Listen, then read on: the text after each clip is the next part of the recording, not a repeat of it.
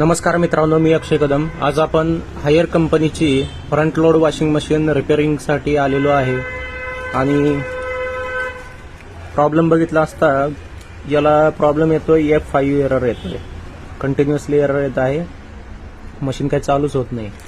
तर आपण याला खोलूया, आता खोलून बघूया की नक्की प्रॉब्लेम कशात आहे काय।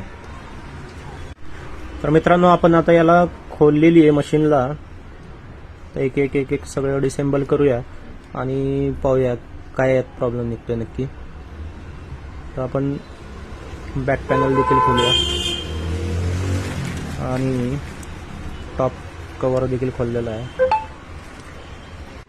तर मित्रांनो, आपण आता यात बघितलं असता याचा डिस्प्ले खराब झालेला होता, डिस्प्लेचा बोर्ड एक आणि ह्याचे सेन्सर टाकलेले आहेत, इनलेट वॉल टाकलेला आहे आपण त्याला आणि चालू केलेलं आहे मशीन। आता चालू करून बघूया आपण की कंडिशन कशी चालतीये मशीन।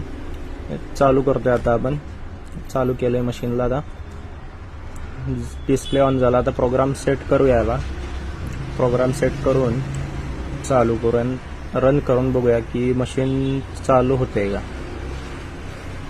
तर ओके रित्या हे मशीन बघा चालू झालेलं आहे आता।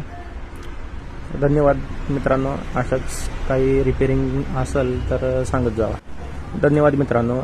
जर आपल्या घरातील काही washing machine, fridge, AC, micro oven,